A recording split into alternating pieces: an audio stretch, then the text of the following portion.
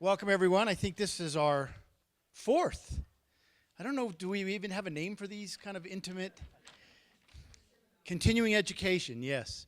And I think all have been wonderful. And I wanted to really give a sincere thanks to Sue and Vicki because they're the ones who kind of spearheaded this whole project, getting Nocona here. And I think now we have 4 pieces. I want to first give a little bit of a bio that Sue did for me. Thank you. So on behalf of Fonda on the Plaza and its docents, I'm honored to welcome our presenter, award-winning Comanche artist, historian, and educator, Nocona Burgess. His wife, Danielle, will be with us in a bit as well. Had a little bit of an emergency this morning, but everything's okay. And your son, Mr. Quanah Burgess, he's with his grandparents today, right? Yeah, he's chilling with Grandma. And of course, you can see some of Nocona's beautiful work around the room. We also have now, I think, 4 of your pieces, Nocona. The newest one is the Raven that's right there in the Cantonita, which we haven't had the plaque, where the plaque is being made. So Nocona has prepared this special presentation for all of you to help us better understand and interpret for others Native American art in general and painting more specifically from a Native perspective. And he is eminently qualified to do so. As the great-great-grandson of Quanah Parker, who was the last, and many say the greatest, Comanche war chief, Nocona's family heritage is impressive and has deeply affected his work. His parents were educators, his father a former Comanche chief. His own educational accomplishments include a degree in fine arts from the Institute of American Indian Arts, a Bachelor of Fine Arts from the University of Science and Arts of Oklahoma, and a Master of Art Education from the University of New Mexico. He teaches at the Institute for American Indian Arts and serves on the board of directors. He has served for 6 years on the board of directors for the Southwestern Association of Indian Arts as well. Nocona's work is found in collections around the world, across the country, to include the Smithsonian's National Museum of the American Indian in Washington, D.C., and of course our own Fonda. So we are so fortunate to have Nocona Burgess with us today. And Nocona, I know this group is very looking forward to your presentation. Sometimes it's odd. It's like, wow, I really did all that stuff. I always just think of myself in the studio kind of chilling out. So thank you for having me here. I'm looking forward to it. So today I'm going to be talking about the history of contemporary Native painting. I'm going to go ahead and start with some of my thesis work for my master's program. I did a lot of my research on boarding school art curriculum. Like, we hear a lot about boarding schools, boarding school this, boarding school that, but you never talk about or hear about what happened in the arts. And so I did a lot of my research and found that there wasn't a whole lot of on that. So it's kind of funny because like my bibliographies were out the wazoo because I would get a paragraph here, a page there, you know, and so kind of compiling it all and talking about kind of how this happened. You know, how did we get to today? How do we get to this stuff here? And so I'm going to kind of go through that. Along the way, if you have a question, feel free to ask. It doesn't bother me. You don't have to wait till the end, because if you're like me, I'll forget by the time someone gets to the end. So if something, you know, just raise your hand and ask a question. I don't mind that, you know, that happens, because this is kind of a long presentation. I'm going to bombard you visually with lots and lots and lots of artwork. Today, mostly, I could talk probably on everything and forever, but today we'll kind of talk about painting, because I'm a painter. That's all I do. Everyone, when I get interviewed or people talk to me and stuff, you know, they're like, do you do jewelry? Do you do this? I said, hey, I'm a one-trick pony. I do paintings and paper airplanes on the side. So that's me and the boys' big thing is paper airplanes. And so, so today we're going to kind of talk about that. And I'm going to kind of lead in. And I'll talk about, well, briefly, I'm Nocona Burgess. They did the intro. Was raised mostly in Oklahoma. I kind of grew up around the country, kind of like an Army brat. I was kind of an education brat. My dad has a double master's and a PhD, and so when he got a new degree, we're off to a better job in Harrisburg, Pennsylvania, California, Texas, Montana. He's been a dean. He's founded and created the Comanche Nation College, which was the first tribal college in Oklahoma, and it's a 2-year school. He got the accreditation. We raised the money. He did the curriculum, and he was the first president to get that started. And then he's since done work with other tribal colleges around the country, kind of helping get them set up. He was the tribal chairman of the Comanche tribe in 1985. He was only 35 years old.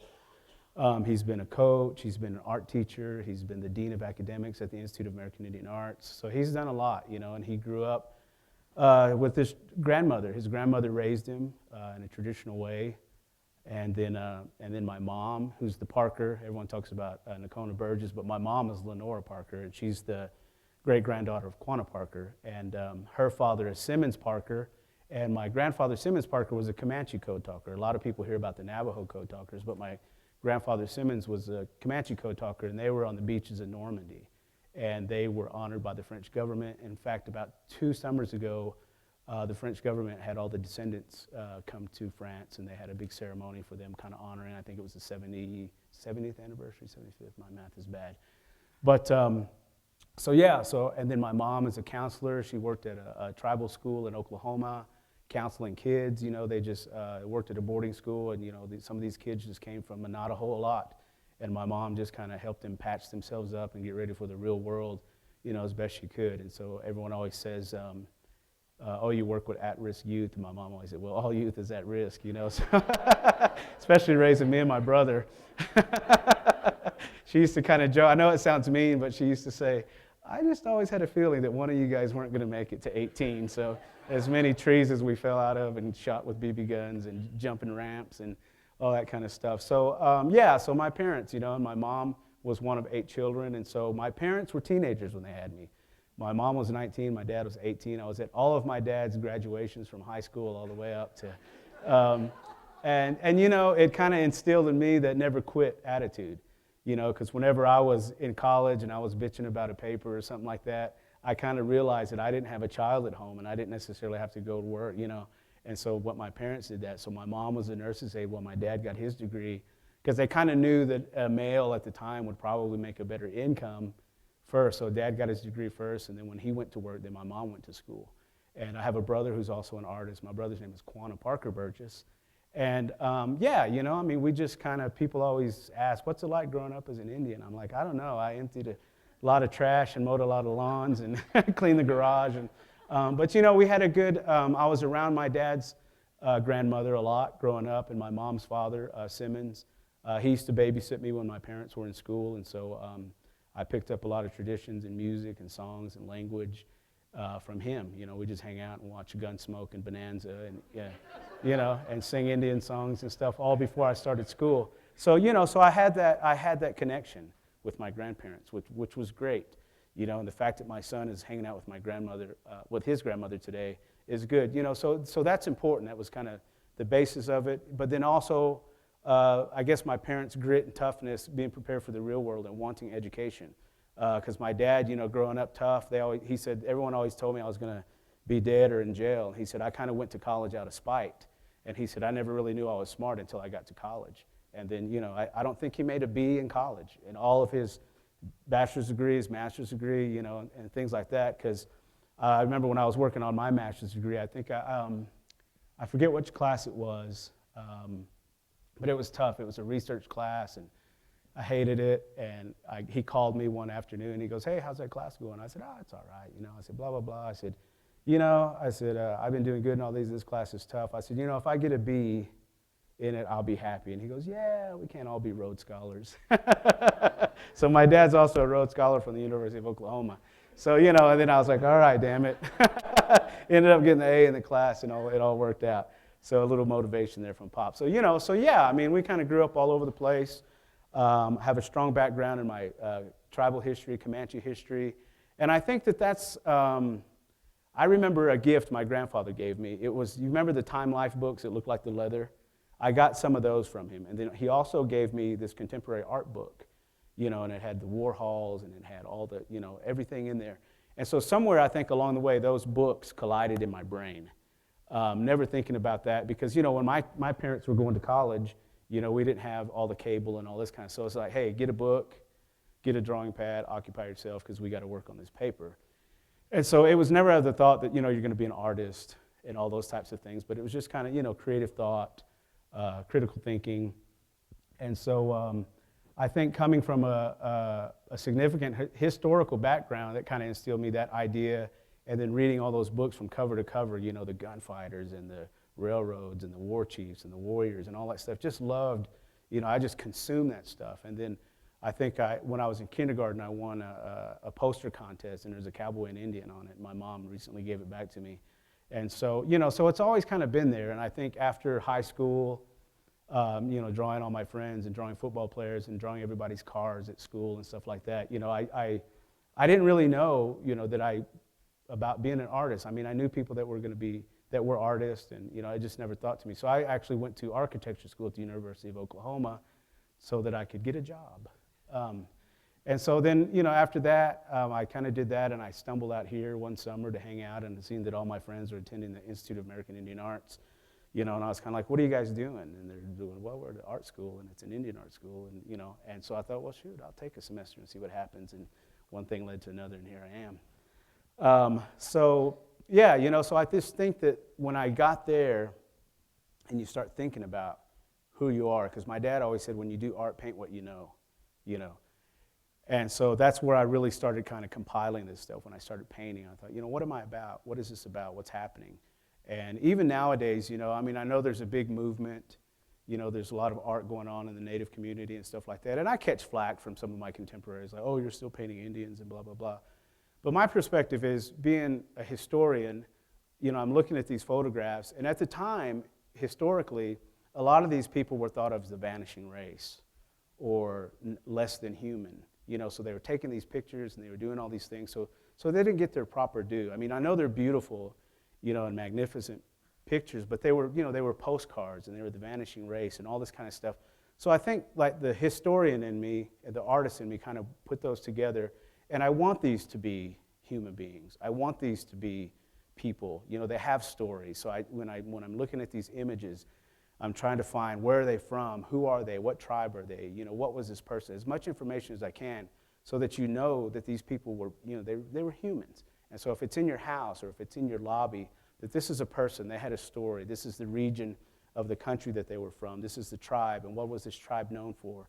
You know, we know what Hopis are known for, Navajos are known for, and Comanches. You know what I mean? So it's kind of like breathing life back into them, and giving it, you know, kind of moving away from the iconic into the humanistic aspect of this person. You know, so for example, the man up here, his name is Two Hatchet, and he's Kiowa. This photograph was taken about 1880, and he earned his name Two Hatchet because he fought with two hatchets. So to me, I'm going, wow, he must have been a badass. You know, so, and his great-granddaughter works at our Department of Education for the Comanche tribe, and her name is Dolores Two Hatchet. You know, so to me, it's that connection. You know, when I was going to my master's program, I'd have to call Dolores and say, hey, there's my check on the way, and blah, blah, blah. You know, so yeah, so it's that kind of connection. It's kind of his name and his legacy is kind of passed down, and, you know, and she's doing things to help educate, you know, tribal members and things like that. And so yes.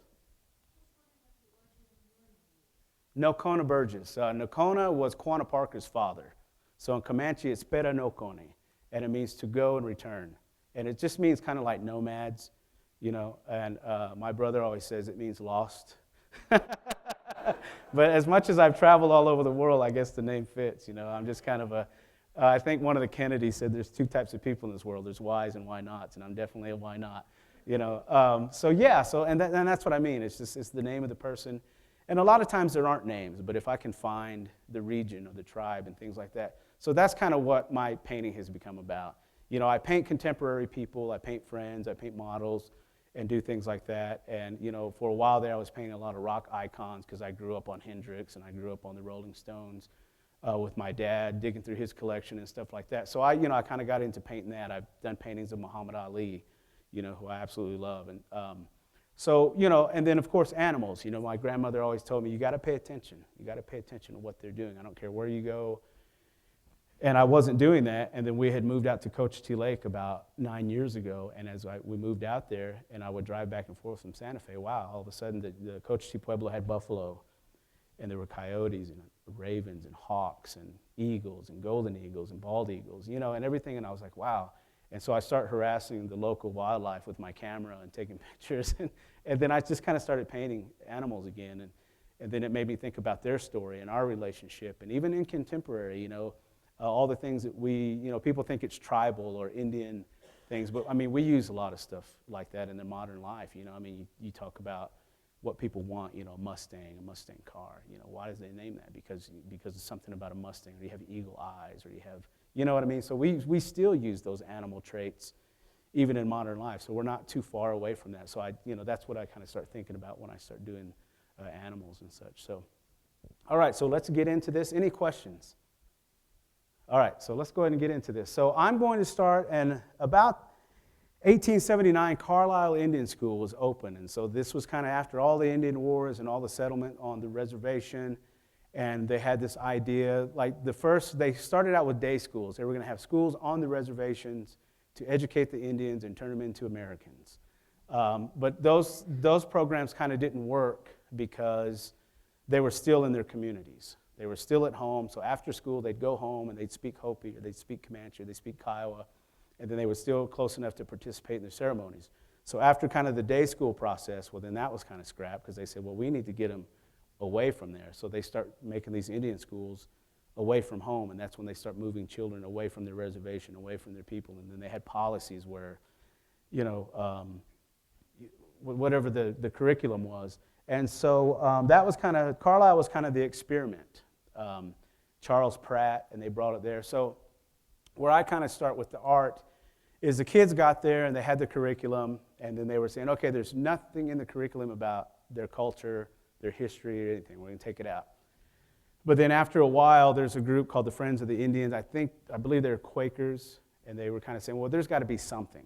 You got to have something in the curriculum, just a little bit. So they start talking about history, and then that's where arts and crafts came in.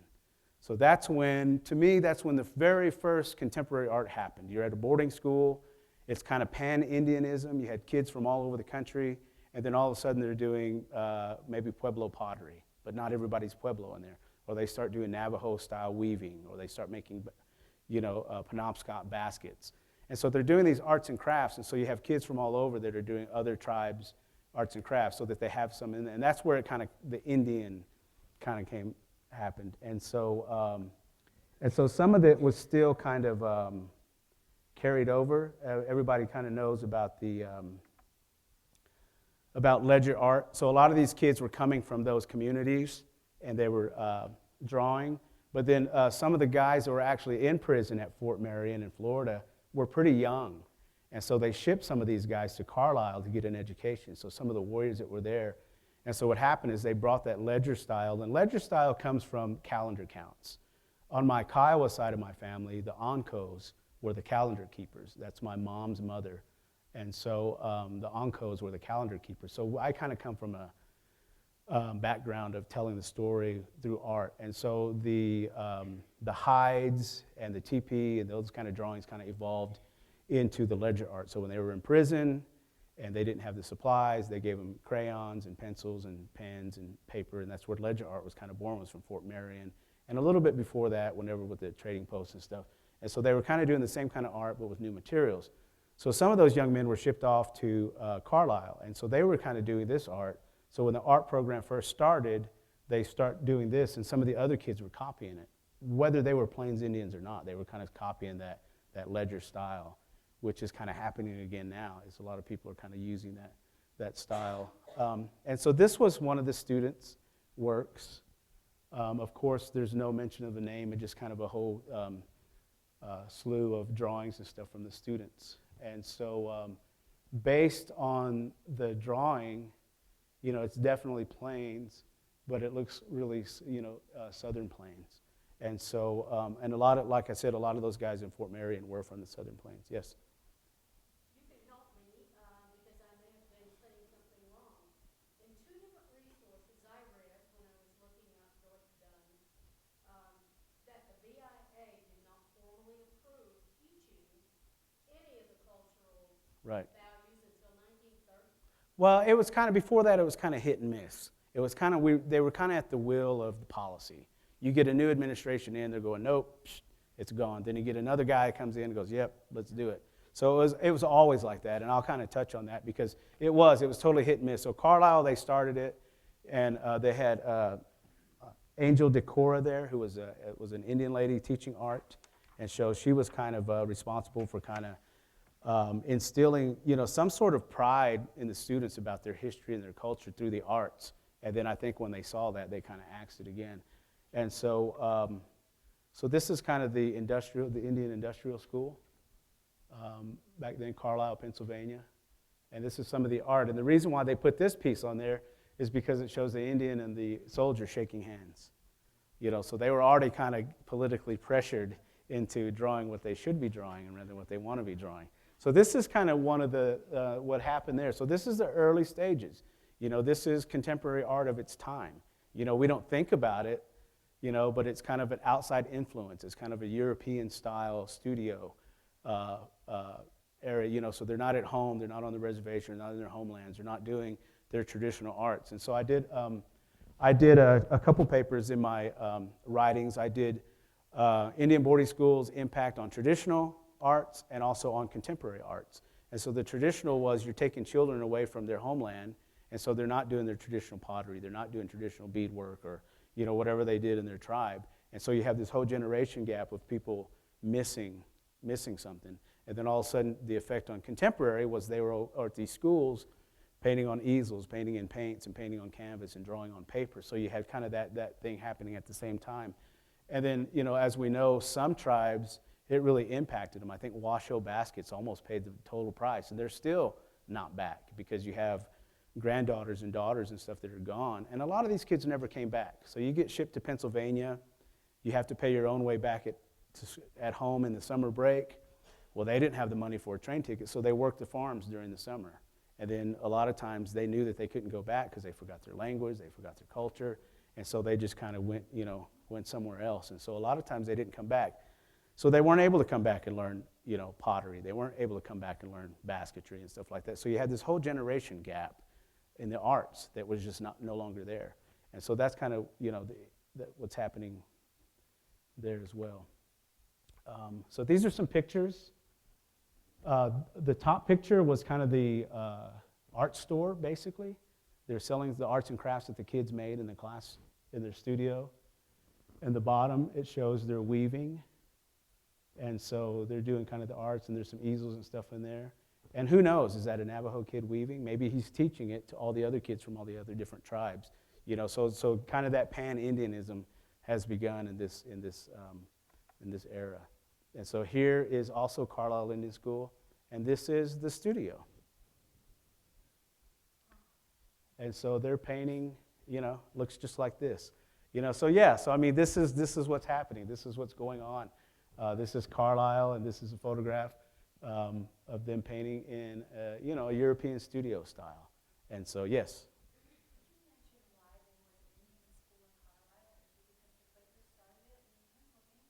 Yeah, well, they made these schools in the beginning. Well, after all was said and done, there was about 500 Indian schools. But Pratt had found Carlisle. It was kind of away from Indian country, So, for example, like Jim Thorpe, they kept sending him to Haskell, but he kept running home. So they said, all right, try to run home now. You're going to Pennsylvania. I mean, it's kind of cruel, and that was kind of, but it was just kind of the East, it was kind of settled. They had the facilities there at Carlisle. It was kind of military, and they already had the buildings and stuff. So it's just kind of what Charles Pratt, kind of came to. And it doesn't really say why exactly they picked Carlisle, but Pennsylvania. But it was trying to get, them as far away as possible to kind of be detached. And so, so that was the experiment. So this is kind of some early styles. This is Doctate Nevacoya. So this is kind of some stuff from the 60s. And this is kind of evolved from boarding school. We talk about, so there was kind of this curriculum. They started it, they had it early on, and then I think in the 1918, they stopped it. They said, okay, no more of this. And so it just kind of came and went. In the 1890s, they said yes. 1910s, they said no. Then they said yes in 1912. Then 1918, they said no. You know what I mean? So it was just kind of whoever was there, whatever the administration was, whatever they thought the Indian kids should be learning or not learning, things like that. So it kind of came and went. And so it kind of rolls into, you had all these Indian schools. You had Chilocco Indian School in Oklahoma. You had Bacone.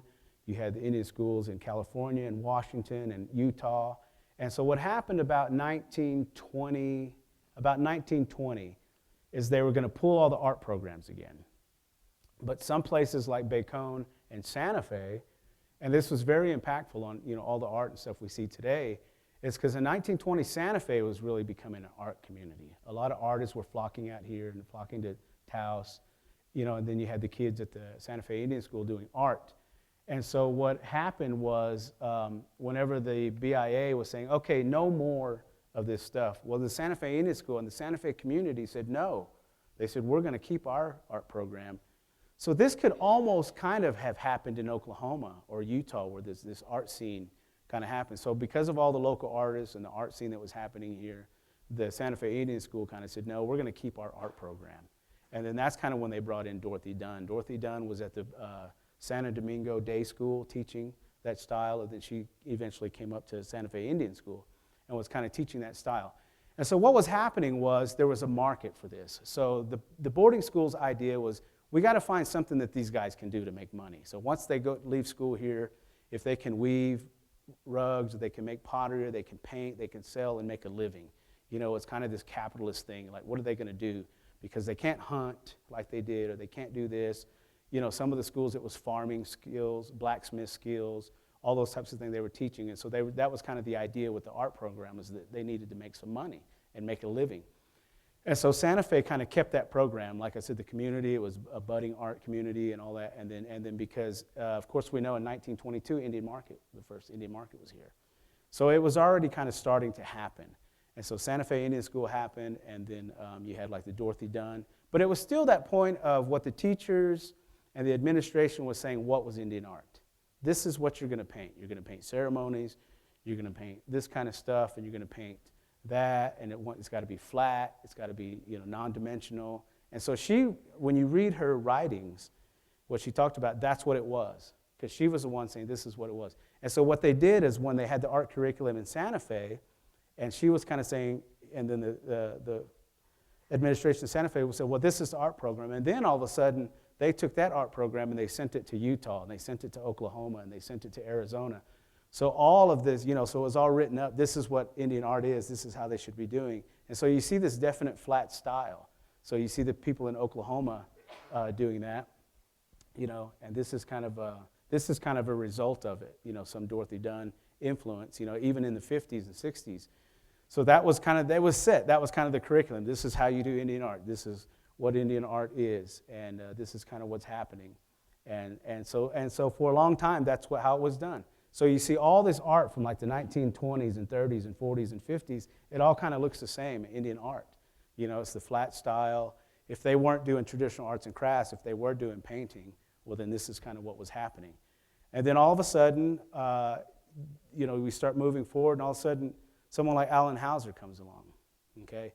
And Alison Hauser, to me, is kind of the crossover. I know he's famous for his sculpture, but he was kind of from the Dorothy Dunn thinking, the Indian School, and then also he kind of transitioned into the IAIA. So he was an instructor. So he was a little bit of the old school, and then when IAIA kind of came about, he was a little bit of the new school. So he kind of had a little bit of both in there. And of course, we're always going to have those kind of transitional figures in each era. And so to me, that's what Alison Hauser was. He kind of was still kind of that Dorothy Dunn. You can see in his style of paintings that it was kind of that flat, no background, no horizon type of style.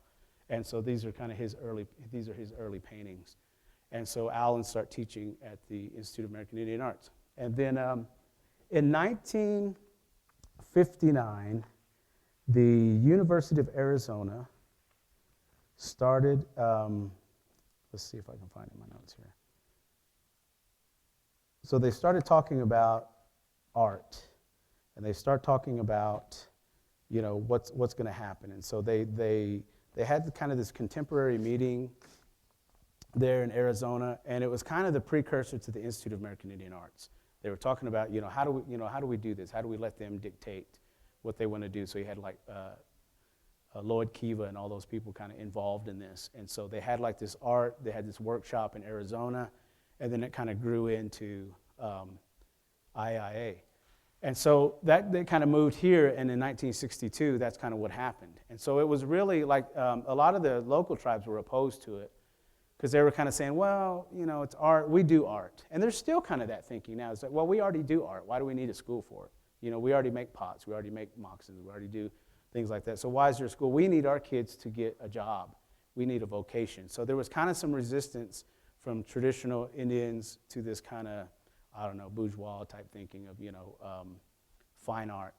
And so, but anyway, IAIA moved ahead, and then they were on the campus of the Indian school for a long time. And so it started out as a high school. Eventually they moved to a 2-year school, and then, you know, now we're a 4-year school with the master's program. And so that's when kind of this thing started happening.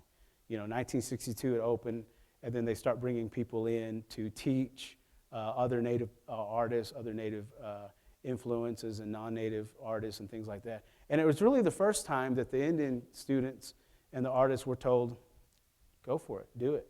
You know, you don't have to do it like this, or you don't have to do it like that. You can find whatever your expression, whatever you want to do, because that's what they wanted to do. They wanted to have them tell their story or their history from their perspective and how they wanted to do it. And of course, you know, there was still some traditional, people still, you know, do traditional arts and stuff like that. But here, specifically, it was this contemporary thing. So if you think about 1962, historically in the States, there was a lot of stuff going on in the 60s.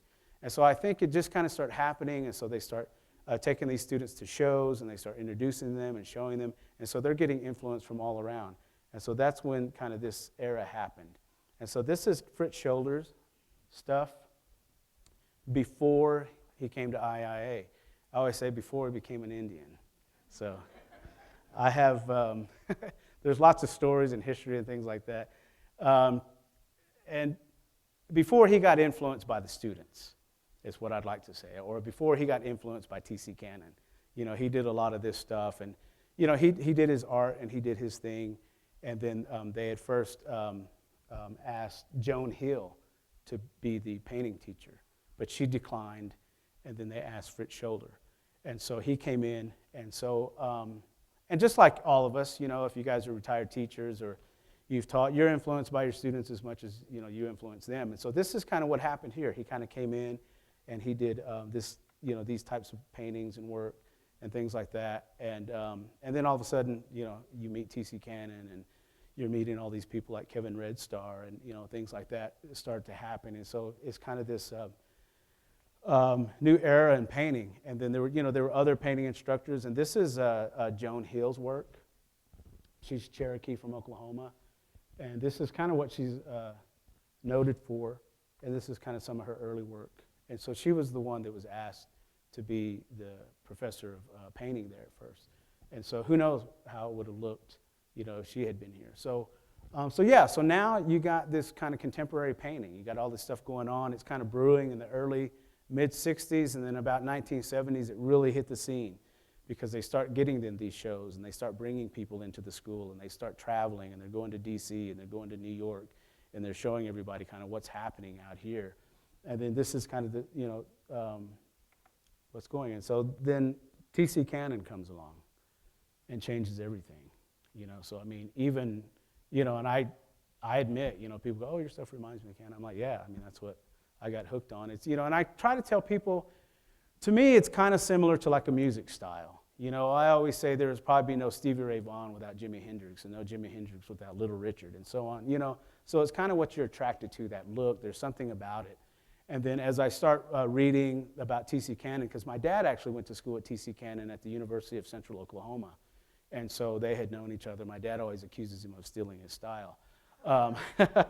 But you could kind of see there was this kind of this modernist style there, because even like my dad's work and some of the non-native artists in some of the pictures that my dad had kind of this style, you know. So Cannon kind of had this, and it was kind of this motion. And then as I grew and I started studying, T.C. Cannon kind of led me to the San Francisco Bay Area artists of the 1950s.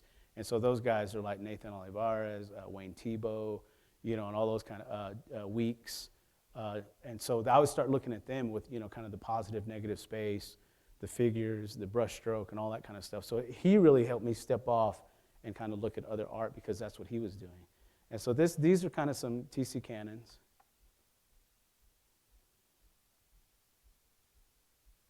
And, his paintings he's painting his story. He's telling his tribal history and where he's from, but in a modern style. And so that's kind of what this all kind of evolves to. Why do you say that T.C. Cannon changed everything? Do you mean stylistically, or do you mean Everything. politically and socially? Yep, everything. So he wasn't painting happy Indians. When he painted the painting, Let Them Eat Grass. Yeah, but Shoulder kind of came afterwards. TC was the first one. A lot of people want to say Shoulder because he lived longer. But honest to my belief is that Cannon started it, and then when he died, Shoulder kind of filled that niche. Because what happened, the big controversy was and I had it on here. I thought I had it on here, but I must have left it off. Is kind of the Coors painting. I don't know if everyone's familiar with the Indian cowboy and the Cannon where he's sitting at the bar and he's got a can of Coors and he's got a cowboy hat. Well, Cannon was away in Vietnam, and Shoulder had redone the painting similar, and it was a cowboy hat with a can of Coors at a bar. And when Cannon came back, that picture was in the newspaper, and Cannon had to kind of look a double take and go, "Is that mine?" And he's like, "Shoulder did it." So what had happened to me right there is that particular image, that's T.C. Cannon's culture. T.C. Cannon's an Oklahoma boy from southwest Oklahoma where all the Indians look like cowboys. They wear cowboy hats and boots, and they drink Coors beer in Oklahoma and sit in the bar. Whereas Shoulder, that's not. He's a California kid, kind of grew up in the BIA, wasn't for sure about his identity, didn't really know about his Indianness until he got here. So to me, that was kind of the knockoff. For Shoulder to do that, it was like, that's totally not your culture.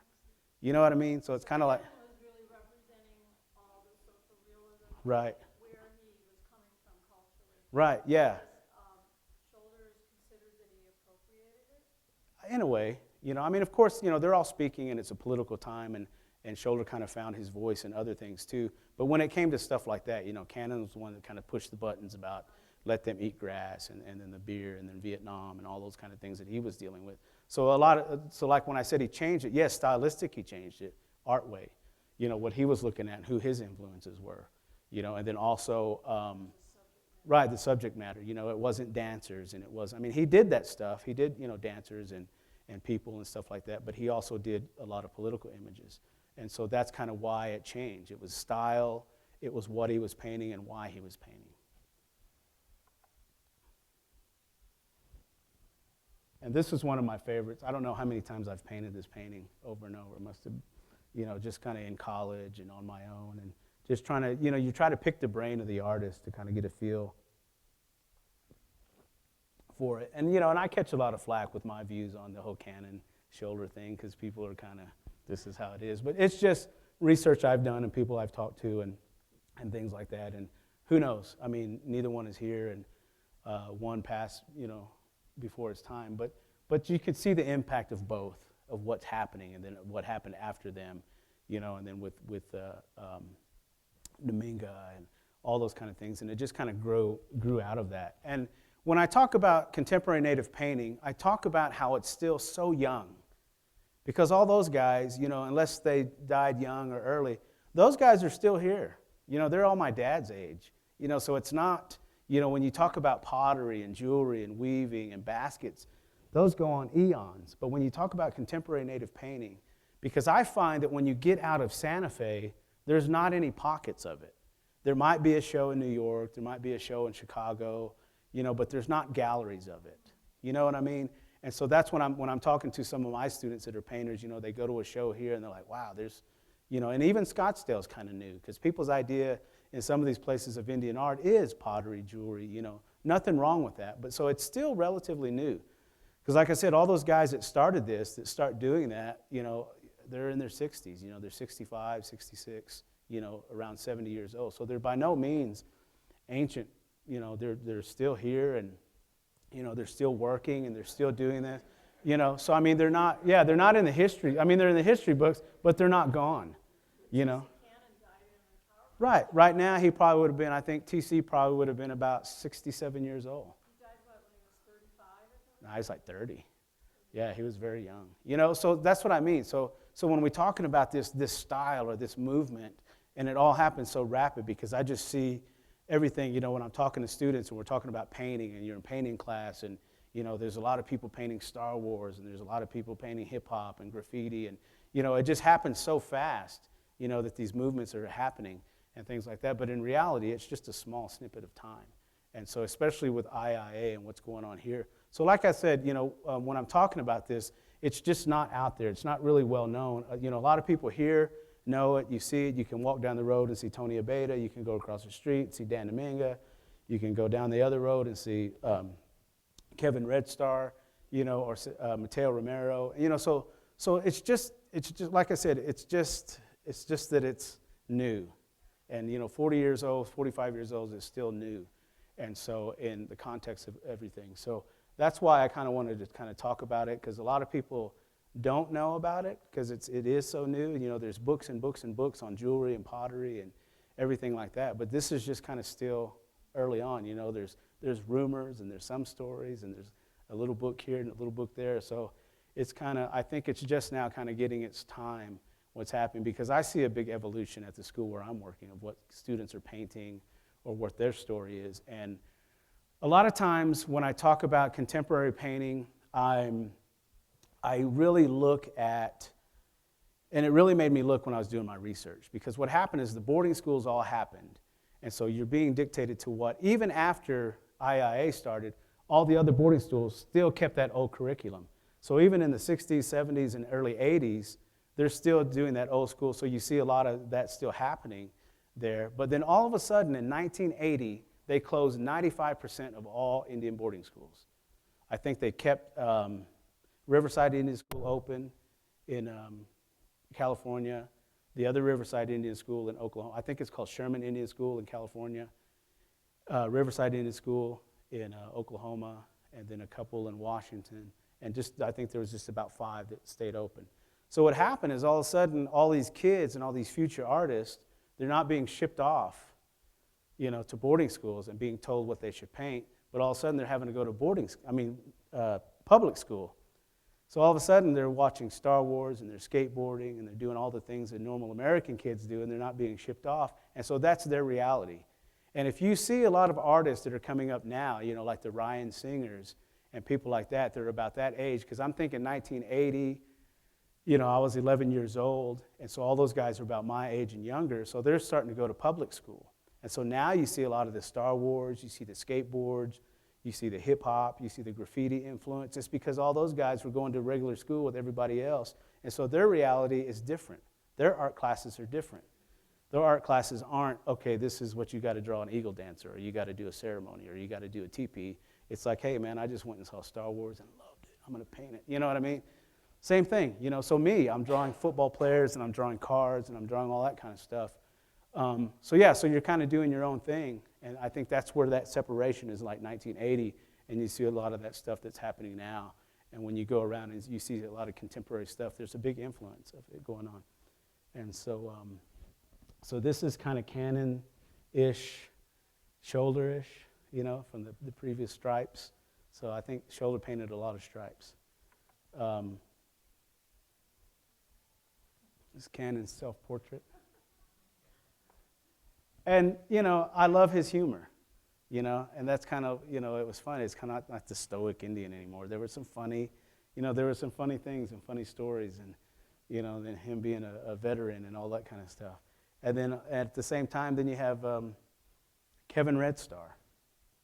So this is some of Kevin's early pieces. So you can kind of see the impact that they all had on each other, the painting style, the lines, the shoulder, the Canon, the Red Star.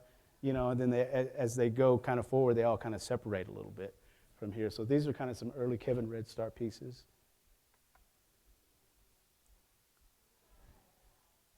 Canon, people would say Canon, but who knows? Maybe Kevin did it first and Canon copied him. And so you see that a lot as I'm teaching, and I'm in these studio classes and everybody's drawing and looking at each other. I've got 12 people in my advanced drawing class, and I've got people. I always, it's kind of the opposite of math class, You're looking over someone's shoulder to see how they finish their math problem. But you do that in art too, because sometimes they're not quite figuring something out. Because last week we've been doing work in Sharpies. So you have to draw in Sharpies and there's no safety net. No, you can't erase and things like that. So they're having to draw. And I showed them a lot of pen drawings that T.C. Cannon did. and a lot of stuff, with ink, because in that class, we moved from pencil to charcoal to ink. And so just kind of drawing with those. So yeah, so everyone's kind of looking at each other, and you can kind of see one person's painting this, one person's painting that.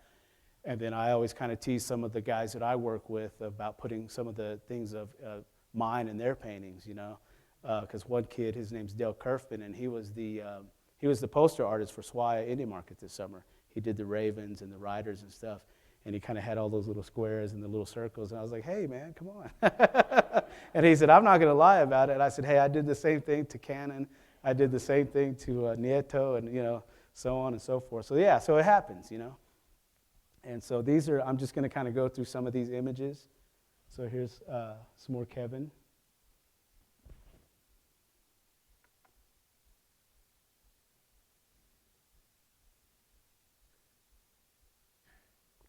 Here's another artist, Gray Coho. He's a Navajo.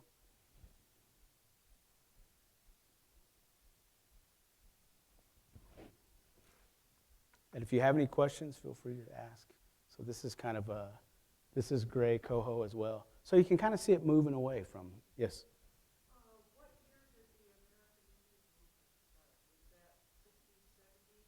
Was that 60s, 70s? It's 60s, kind of 67-ish, kind of hit its stride, 69 and early 70s and things like that. So that had a major impact on what was happening in art, because you're starting to get a voice, and you're starting to have these, these young kids at the school kind of listening to that and seeing that.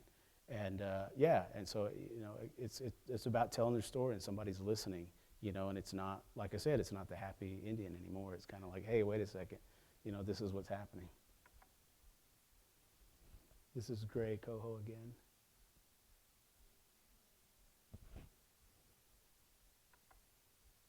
This is Earl Biss.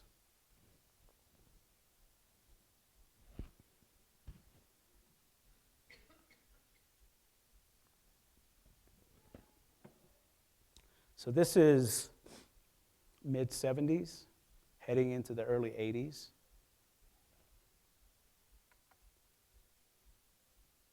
Earl Biss. Who's that? Earl Biss, he's Crow. Yep. Yes?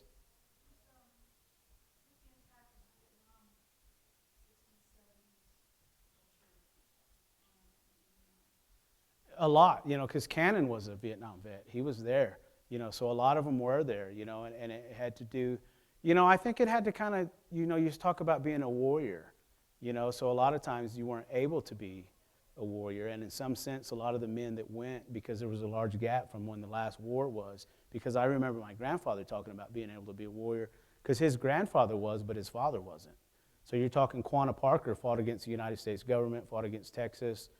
So my grandfather's grandfather was a warrior and a chief, but then his father was settled on the reservation. So when my grandfather went off to fight World War II, well, he was a warrior.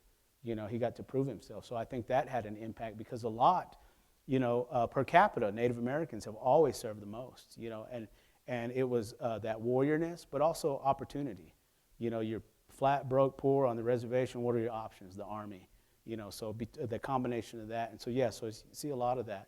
And I think that's kind of where this warrior art kind of came from, again, and then with AIM and all those kind of political, and you have a voice and you're a warrior, so I think that strength kind of came from all that, because a lot of these guys were veterans.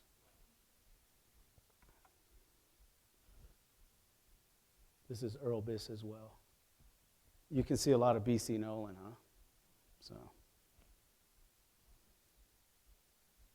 And then, so now you kind of get in the late 70s, early 80s, and then you had a guy named Parker Boyettle. And he's one of my favorites. A great guy. He's from Oklahoma, went to IAIA, so you kind of had, and there was still there's another influence. There was Bacone. Bacone had an art school in Oklahoma. It's kind of in northeast Oklahoma. And they had an art school, so you kind of had the Bacone influence as well, and that was a lot of Oklahoma artists and things like that. So all of a sudden, it's getting separated a little bit. You have the Bacone School, you have Santa Fe Indian School, and so and then now IAIA, and so these are some of the artists that kind of moved into.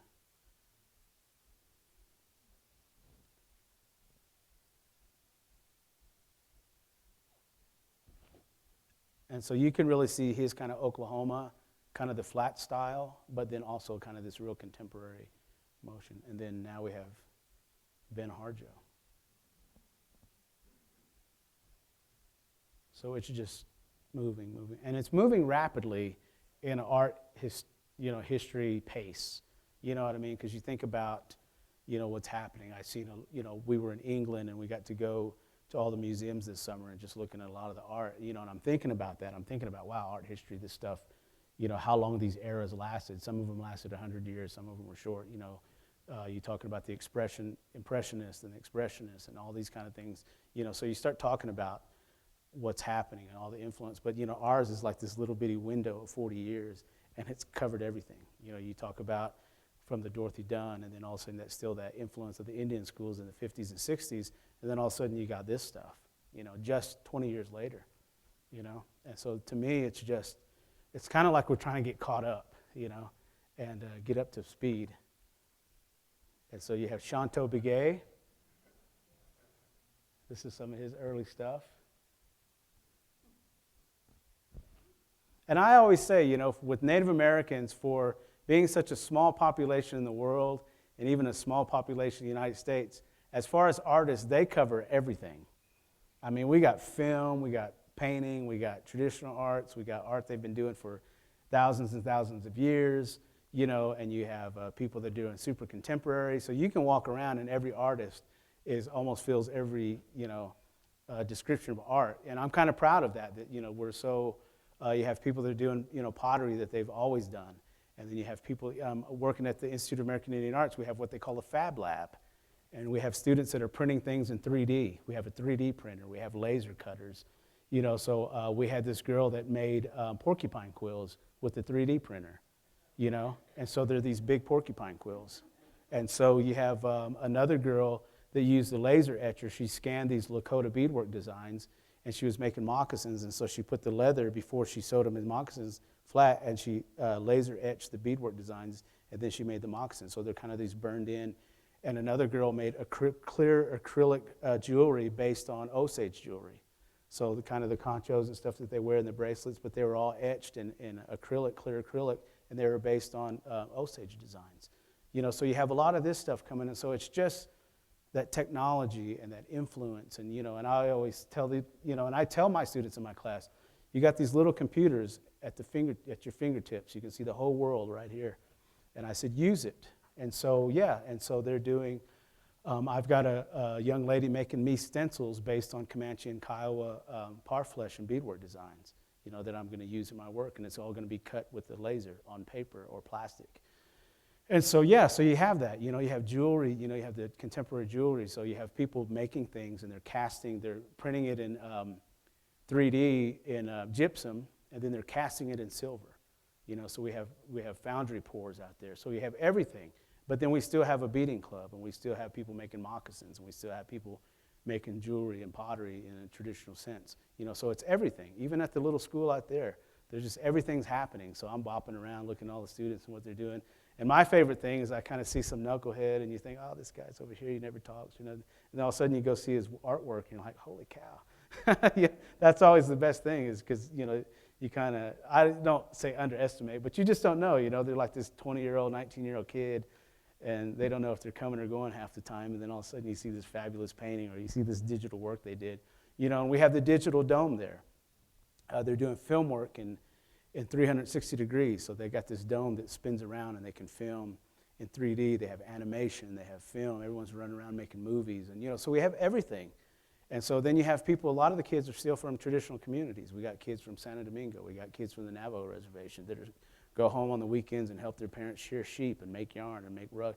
You know what I mean? So it's everything. And it just covers all the bases, which is great. And I love it. And there's no wrong or there's no right.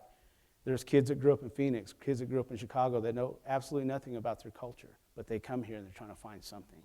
So they get involved in hand games, or they get involved in our stickball club. We have a club that plays traditional stickball from the Southeast, and it's multicultural. We have Navajos and Lakotas and Comanches and Kiowas playing stickball. So it's great. It's a great experience. And then it just kind of spills out, So this is kind of what all this is happening. Like I said, I could cover and talk about all that stuff, but I'm kind of focused on painting today. But, And I always kind of, because I'm a painter, I always kind of joke that painters are the superstars. So, because I always joke with my students, I said, name 5 artists. And then it's like Picasso, and it's always a painter.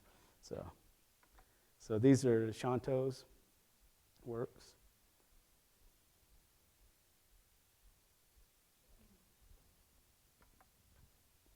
And Mr. Tony Abeda.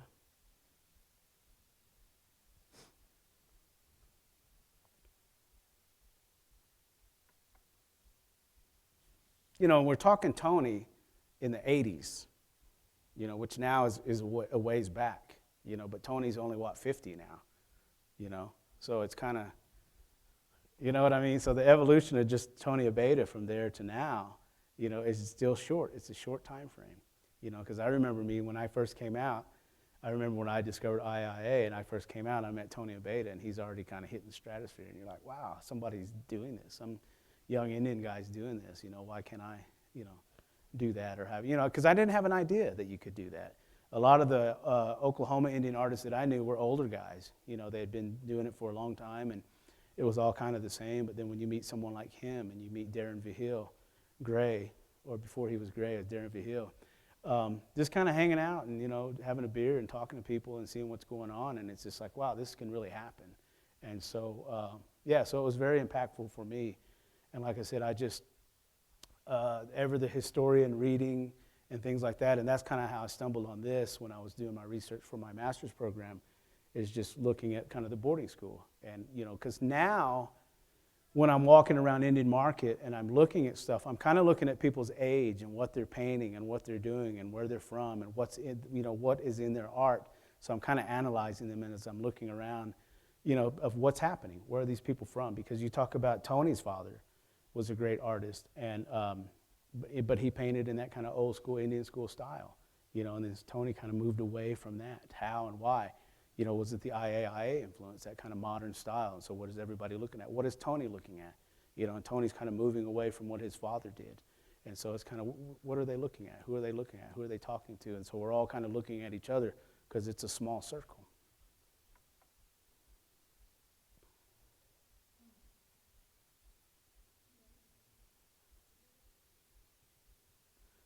So these are just some of Tony's early works. And then lo and behold, the 90s, where I ran into Mateo Romero in printmaking class at the Institute of American Indian Arts. So I always kind of joke that at the time there was still a lot of that Indian art, that Plains art, and we were in a class one time, and he did these spy kind of cartoon pieces because he comes from Berkeley, and and he was out here and things like that. And I remember he was doing that, and someone said, what is that? One of the students said, what is that? That's not Indian. And he goes, well, I don't do Indian art. And I'm like, oh, okay.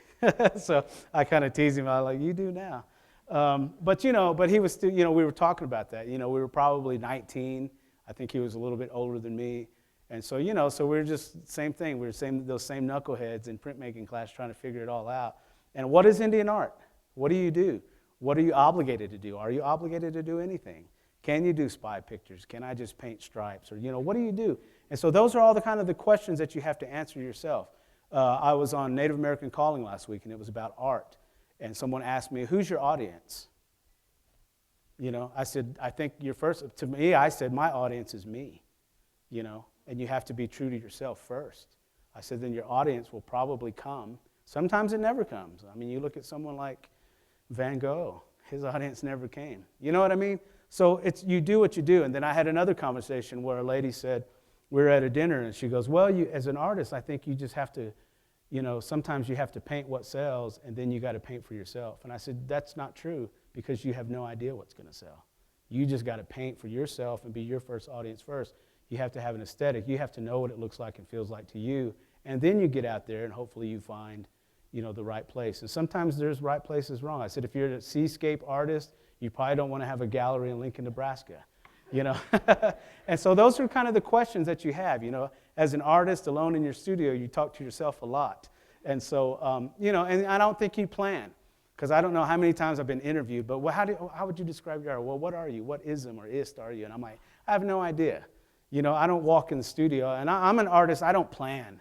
I just kind of barrel in, and, I don't go, okay, I'm out of ravens. I need some of these. I just kind of walk in and do what I do. And I think, and sometimes you can. Sometimes there are artists that have to do, you have to fill some of the demands and things like that. But I think you have to be your first audience. You have to be satisfied with your work. Because I tell my students, I said, it's a long way from here to there. I said, it takes years, before you can kind of go, okay, I have this idea. And I said, and still, sometimes you just go, phew. And it's like, well, that didn't work. And it happens, And I tell them, I said, and hopefully you never solve it. I said, I hope to be 90 years old one day still trying to figure it out, And so that's kind of the thing. And I think that's, instead of being dictated to, saying you're going to paint this, or you're going to paint this, or this is how you're going to paint, and this is what you're going to paint, that now it's still a new era that we're still kind of figuring it out. Because like I said, I have friends that paint Star Wars stuff on there. I have some people that paint the romantic Indian, and some people that have nothing, absolutely nothing Indian at all on their painting. And that's fine, because that's for you. And there's no wrong or right. I think I heard a quote that says there's no wrong or right, there's just true and false in art. And I try to live by that. What am I doing? What am I, and I feel, that I do my research. And like I said, I love history. I read everything I can get my mitts on. I always have a stack of books. I have the books that I'm going to read, the books that I'm reading, and the books that I've read. And my studio is filled with books. And so I just, I love it, and that's just what I am and who I am, and kind of that I got from my family. So this is some of Mateo's work.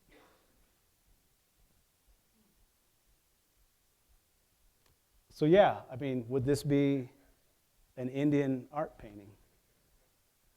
Who knows? It could be Latino. It could be Brazilian. It could be whatever, And so this next piece this is some of my work. This is some pieces that I did from my thesis. As I wrote my papers and I turned them in, I also did a show. And what I did is I found these old photographs from all the boarding schools. And I painted paintings on top of them, because most of them were little boys, because they were all in these little uniforms with these marching bands. And it was kind of that generation gap I talked about, like probably my grandfather, about being a warrior.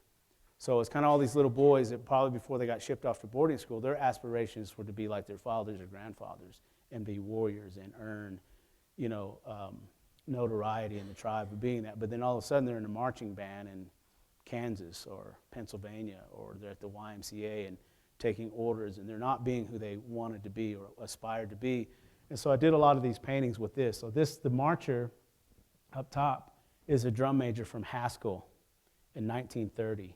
And so they're in a parade in downtown Lawrence. And so I kind of put the Kix Iron is a Lakota warrior, and with his war bonnet. So that's Kix Iron. And so what I did is I got these, the photographs, and I blew them up digitally, and then I I stretched them on canvas, and then I painted the paintings over the top of them. And so that's and I did 12 of those.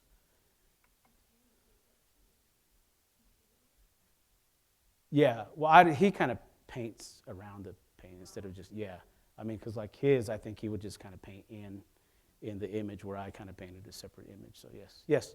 One of the things I'm noticing is the lack of perspective, like an African perspective or a European perspective. And I'm wondering if the stylistic flatness of this work is a result of the lesser paintings as genesis of this sort of stylistic convention of making images on a two-dimensional surface. Right. Yeah. Totally. And I consciously do that. It's kind of like, she just talks about being the lack of depth and, three-dimensionality. Yeah, it is flat. And so when I kind of do it, I do definitely play off that, because it was that flat background, and there's not buildings in the back and trees on the hill and things like that, And so, and then mine are just kind of, and like I said, I really do play off that flat background. And then also, to me, I always feel that there's so much going on within the face and the clothes and stuff like that, that I don't want to fill up this space, because I think I've always seen that in other paintings. So I definitely play off that, and I'm sure a lot of other people do, where you kind of play off that kind of flat background that Dorothy done, where it's the image and there's kind of no distractions around the outside. So this is a piece I did about Buffalo Bill's Wild West. I wanted to kind of look like they were standing in front of, those big banners they would hang out at the circus tents and things like that. And so This guy's name is Amos Two Bulls, and he was one of the performers at Buffalo Bills and Wild West, and he's Lakota. And I had a couple students, Doug Two Bulls and Michael Two Bulls, that went to the Institute of American Indian Arts, and they were in a band, and I did the painting, and we talked about this, and so that's their great uncle. And so it's kind of nice. Same thing like with the Two Hatchet. These people are still around. And that's why I'm trying to relate this story that, his great-granddaughter is still around, and his great-great-grandnephews are going to school at the art school, and they're in a rock and roll band, and they're really good, and they're just, so it's kind of like, and that's what I mean, it's kind of making that connection, because when I was painting it, I was just digging through everything, I found it, and I showed them the image, and oh, that's cool, and they were like, you going to paint? I was like, yeah, I was thinking about painting, and they were thrilled, Her first, yes. When you do these paintings that have this connection, does the person who buys the art get that story so they understand? Yes, I totally try to educate them, because my worst fear is, oh, this is an Indian in a blanket, which is not, and most people kind of know, and even sometimes when, the Indian market, when it's just absolutely nuts at 7 o'clock and 8 o'clock in the morning, I'll send them an email, or I'll have a little write-up, and even the galleries, I'll do a little write-up for each piece, just so that they're kind of relaying that story. Because I know you can't put a paper by everyone and say, but you can say that. And then I always do. I always just send them an email afterwards, or I tell them, hey, when you get home, send me an email. I'll send you an image of the photograph that I took it from, and also a write-up on that person. And then, like I said, sometimes there's nothing on them, and I paint them anyway. But it's kind of like, this person is from this region. These are what these people are, because it'll just say like show band girl, and a lot of it is the females, they just won't have a name, or it's so-and-so's wife or so-and-so's niece and things like that. So yeah, so I really try to educate as much as possible. Yes? It's very similar to what she asked about. So when you look at these images as a non-Indian, you could see them as, because you don't know, Right. like I'm ignorant who that was. Right. So wouldn't you say that your second audience is really other Native people so that they become educated historically? I don't know. Not necessarily. I really try to leave it open-ended. Other than the information, I don't try to lead anybody anyway, politically, non-politically, beauty, because you just react. Because where you're coming from and where I'm coming from is completely different. Right, so I try to, other than the basic information of who the person is, the region, maybe the title, it'll say Two Hatchet, Kiowa, 1880. That's it. But for you, you have the fact that you've Right. read and you have the history. Right, right, and I do, and like I As said, an artist, it's pushing you. yeah. Well, I always kind of say I kind of draw you in because we know Indians and we've seen postcards and we've seen the signs, and so it's kind of tricking you to draw you in to this beautiful person and this beautiful image that we all love, and then all of a sudden, oops, I learned something. This person's Lakota. He was part of Buffalo Bill's Wild West show. It's Amos Two Bulls. This is who this person is. His great-nephews that went to the Institute of American Indian Arts that play in a rock and roll. You know what I mean? So all of a sudden, you got this painting in your house, and you're retelling his story, and you're telling about his lineage, and how that came about. And that's what it's about. And like I said, even so, sometimes there are subject matters I don't know a whole lot about. I try to find as much as possible, and so that people do that, because it is. And I tell that to students. I'm like, you can have the greatest message, solve all the world's problem in one painting or one sculpture, but if nobody stops and looks at it, the point is missed. I said, I don't even mind if people stop and go, oh, I hate that. I get a reaction. You know what I mean? And that's what you want. You want people to stop and look. Because I think the study says you got 5 seconds.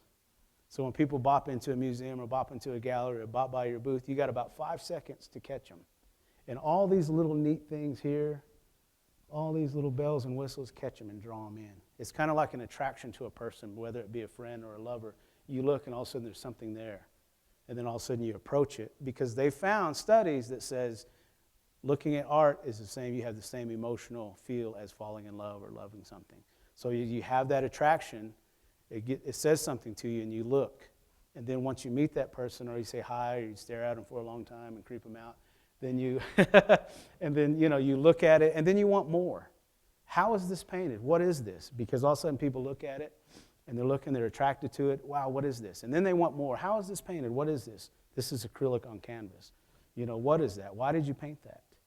I painted that because, I took a picture of this buffalo at the Wichita Game Reserve in Oklahoma as I was driving through, and I saw this young bull run across. And that mountain is called Mount Scott, and it's a medicine mountain in the Comanches. Okay? Why do you put the plus sign up there? Because it's a symbol that people use all over the world. It's kind of a balance symbol. You see it on rugs, you see it on pottery, you see it on shields, you see it in jewelry. And then that's what happens. You want to know more. It's kind of like meeting a person. I want to know more about you. Where'd you go to school? Where were you raised? What's your favorite color? All those types of things. So that initial attraction when you walk by and you see the art, and then you dig more and more and more. Then all of a sudden, just like an attraction, I can't live without you. Let's be friends. Let's go to a football game. Let's, go get a hotel room, or let's take a trip, or whatever. You know what I mean? I can't live without you. Same thing with art. Then all of a sudden people go, I got to have this. And then you put it in your most sacred place, is your home. And that's what it's about. It's about stopping them and then also telling that story. And that's what I choose to do. And so I'll go through a couple of other. So this is Quanah Parker. I do a lot of paintings of Quanah. And I did a series called King of Comancheria.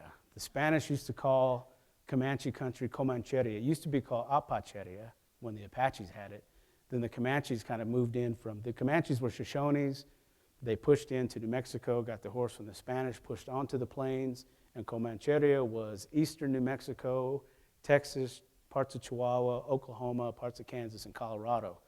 At its peak, the Comanches were about 40,000 strong, and then they had all their allies within Comancheria, which were the Kiowa, the Caddo, the Wichita, and all the different tribes that lived within there. And they dominated it for 200 years, And so they were imperialistic society. They did human trade. They did horse trade. They raided. They traded. Comanche language. And so what I always talked about, I did this kind of series as if what wiped us out was smallpox. You always see the John Wayne movies and the books written about the six-shooter and all that stuff. I said, that didn't do anything. It was this good old smallpox. And so the Comanches went from probably about $40,000 in a people's population from about the 1830s. And when Quanah Parker surrendered at Fort Sill, they were probably down to less than 2,000. So 90% of everybody you knew was gone. So, and I said, even if we would have survived smallpox at 50%, there still would have been impactful. And who's not to say that, maybe the Texas Panhandle might have been the state of Comancheria or something. So I kind of did this with Quanah because he was real, he had style and suits, and he talked in front of Congress, and he talked in front of Texas, and he fought for grazing rights, and he fought for education, and he wanted good schools on the Comanche reservation and all this type of thing. And so he always dressed sharp. So I kind of used these suits and styles from the early 1900s and kind of put him in there as if he would be, because most Indian men are, the pictures, all the Indian men have the earrings and the braids and the feathers and, they kind of dress. So to me, to transfer that into a modern era, I kind of did a series of these paintings with him with the bowler hats and the suits. So, and this painting is in the Smithsonian.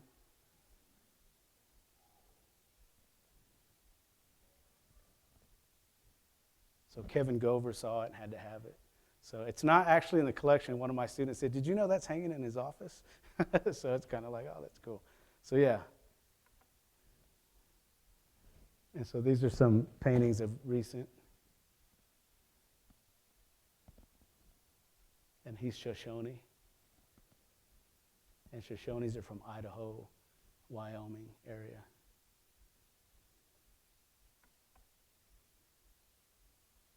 And this guy is Kiowa. Kiowas are originally from up north, but they moved down south. His name is Fix. And I don't know what that means. I've asked my grandmother, who's Kiowa. I said, is that like a Kiowa word that they just said sounds like Fix?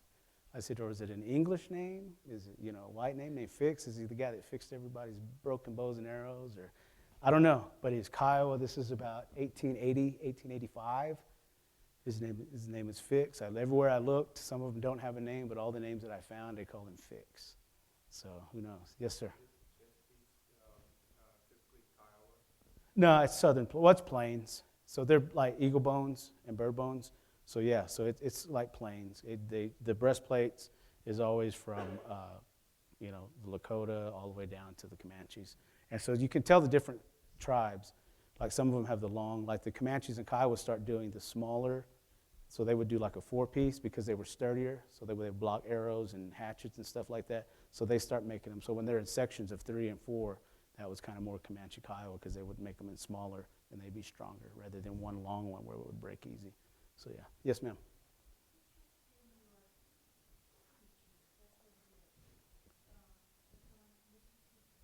Uh-huh.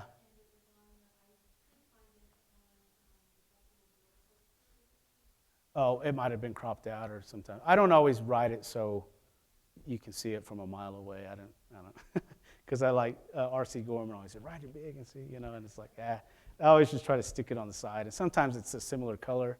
You could see it live and in person. It's enough there, but I don't always want to, But yeah, I always kind of paint it on the side in the corner. So. Yeah, 9 times out of 10. Sometimes if it's a small little painting, I'll put them on the side because, like I said, I don't want to write my name across the whole thing, so I'm not too much of an egomaniac, I guess. But it's there, yeah, and they're usually like on the side here.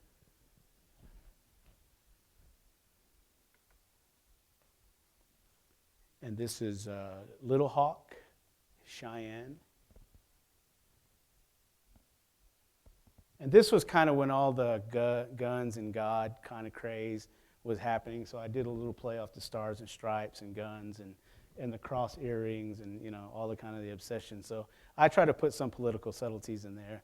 And the person that bought it, she totally got it, She's like, stars, stripes, and guns. And I'm like, yep, And so, so I kind of played on that just a little bit. But yeah, I like this piece a lot. And this painting is pretty good size. It's about 4 foot by 5 feet. So it's a pretty good size painting.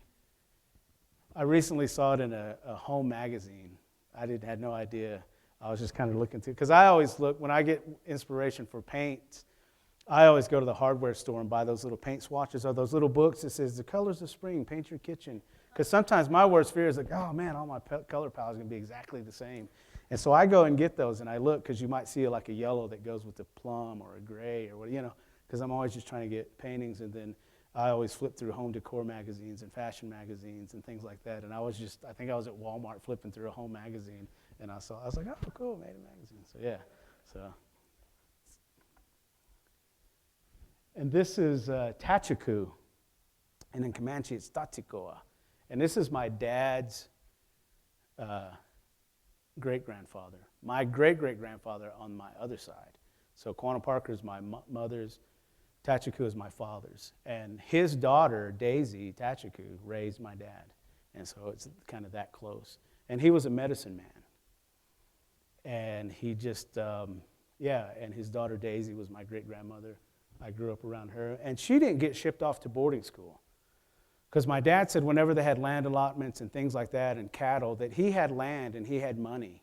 And so he was able to hide her, because they would literally come and round kids up and ship them off. So he had enough money that he could hide her and put her away. So she went to a little bit of public school when she got older. But my dad always said Grandma Daisy was as close as the trueness of Comanche that we could possibly get, because she didn't really start going to school until she was like in the 8th grade. So she grew up speaking Comanche. She grew up around him, and she had a brother, and she eventually had some half-brothers, but she grew up around him, being Comanche, being medicine people, and she was like that, and my dad's like that, and my son is like that. They kind of have that, I don't know what it is. My dad always had it growing up, intuition. My son has it, and it's funny, because when he was little, in Comanche, grandma is Kaku. And like when I first got it one time, he was little, and he said, did Kaku call on the phone? I said, no, why? He's like, oh, and he went and played, and like 5 minutes later, Kaku called on the phone. Or he'll say, who's coming? Or who's coming to the house? I was like, no one's coming to the house. And then, just a few minutes later, someone pulls in the driveway, and it's kind of like, and I always blame my dad. He got that from you. And so, so this is Tachiku, and he was a medicine man. And then the style is kind of the peyote robe with the red and blue and the day-night blanket, and the peyote feathers, the medicine fan. And then I just wanted to kind of do that hand, because I always think that, if you're medicine, that, it's your hands, your blessing, your praying, your, all these types of things. And so I did this painting. And again, this is a big painting. And I recently did another painting of him that's in the Bristol, England City Museum. They purchased it. And then the American Museum in Bath, England just purchased Quanah Parker.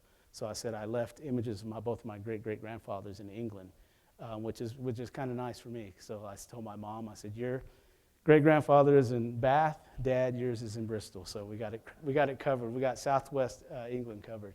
And so, yeah, and so, again, this is a story of this person. He's not famous. He's not, and then my dad kind of chuckles because he's like, wow, that really looks like Grandma Daisy, huh? And it does. I mean, she looks just like her dad. All right, so questions. I'm sure, yeah, they did. They had a lot of the local tribes and stuff there, and I'm sure that their curriculum was probably still that Indian school curriculum, so whoever was teaching there, that they had it, and so St. Kate's just kind of had that, And so yeah, I'm sure they did, and I think because the Santa Fe Indian School held IAIA, that it's got a lot more recognition than probably St. Kate's did, so yeah. Professor Burgess, thank you so much for sharing the stories about your family. I'm just wondering if there's anything that you could share about your great-great-great-grandmother, Cynthia. Yeah. She, of course, everyone knows Cynthia Ann was a white woman. She was captured by the Comanches, and she was raised Comanche, so she was, she was a Texan. And so, so she was captured about 9 years old. She was taken in by a Comanche family, raised, and she married Nocona, who was a Comanche chief and had Quanah, Prairie Flower, and Pecos. So those were the kids, and so Quanah lost his siblings due to various, disease, and then the Texas took Cynthia Ann back. They recaptured her and took her back, in which she, the daughter passed away. She fell into depression and just kind of died in captivity. I call it captivity because she was pretty much Comanche. And so recently this summer I did a painting of her as a Comanche, and so and not in her pioneer clothes. And so, yeah, so I always say that my great-great-great-grandmother was a Texas princess. I'm part white, so yeah, so I kind of flip it on them. And so, yes. Could you say a little something about your curriculum in your studio class? And what kind of things, how do you motivate, how do you create themes? Do you have still life with traditional objects? How do you... Yeah. It's basically art school. I do a lot of fundamental courses. A lot of the other instructors don't necessarily like to do fundamentals. I love it because I'm like, hey, if you don't know how to draw a box in perspective, then you got a long way to go. But I do. The other day in my drawing 2 class, I brought my son's little drum set. It's a little trap set. I brought it, and so we were working on foreshortened circles and cylinders. And so I thought something fun to draw. So just whatever. It's the basic fundamental stuff. And then I don't cover a whole lot of traditional things, we're not drawing buffalo skulls and stuff like that. It's just kind of, still lifes. I'm like, hey, I did it, you're going to do it, so. But we do talk about that whenever they do have open assignments and they want to do something like that. We talk about, what are you doing? What are you drawing? What are you painting? Where are you coming from? And motivation, and I tell them every day I walk into class, they're set up ready to go. And I'm like, all right, let's go. Let's get to work. You're paying to be here. And I'm going to give you your money's worth. You don't have to be here, or if they're not motivated, they won't want to do it. I'm like, hey, you don't have to do anything. This isn't high school. You're not a minor. You don't have to be here. But since you are here, and I work their butts off. My drawing, they know. I think one of the other professors was surprised because he stood in for me one morning. I was running late. And he goes, man, I walked in, they had their easels up and they're ready to go. They're waiting for the still life. And I'm like, that's right.